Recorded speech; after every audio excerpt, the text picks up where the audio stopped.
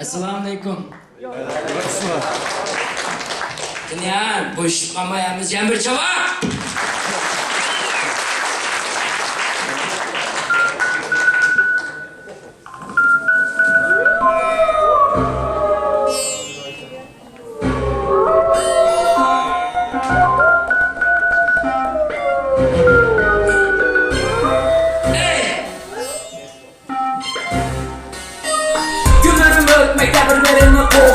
Vakitçe aşk peyda buldu aldığımda dostlar. İndişler basaydıklar onlar benim yolumdayım. Kolumda gök bayrakçılar ilhamlar dostlar. Hazır ışınca açacak Kırgızistan'ın ölçü. Müzenti uygun çıkar bir yerde ınlamdan ölçü. Yazıcı edip alın bırak bir söz sırtında. Hem çıkar bir yerde melek abi bir rapçi. Tamaşa oynayın senemiz gönlümüz bölümüz. Etrafımız zatanın dolusu kolum koştuğumuz. Taşı kırsak peşi bulup kanıyız ya adet. Kamra koca benzerlisi nerede adet. Fahredim etraf parası saldım ya bölmedim hakikati için sırrız enne boğulmaz hepsi. Etrafı bak tekin son gözün kan taşa. Üzgün unutmadım ohmer kim yaşar. Ben Uygur, rastlı dedim. Ben Uygur, hakikatısında tanıyorum. Ben Uygur, kime rahattı her gittim. Ben Uygur, erkelik kan bilim. Ben Uygur, rastlı dedim. Ben Uygur, hakikatısında tanıyorum. Ben Uygur, kime rahattı her gittim. Ben Uygur, erkelik kan bilim.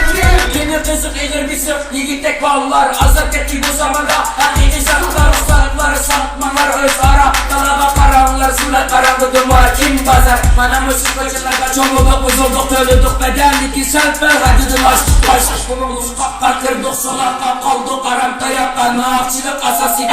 Ezadım büyük kanık akıyor yiğitler. İki peki kudreti ilmi için iş büyük devletin kalemleri dediler. Elerine bıraktı kalıktı kolay yertanlı bizim. Sizimiz ezgürlezlik başımız yaşlar. Koçular değil hallarını şeklimiz alar. Almaz oğlanlarımız günde. Uygurum ahiri erkekliğini öz koluğa alır. Yurdumda üstlikli oldum.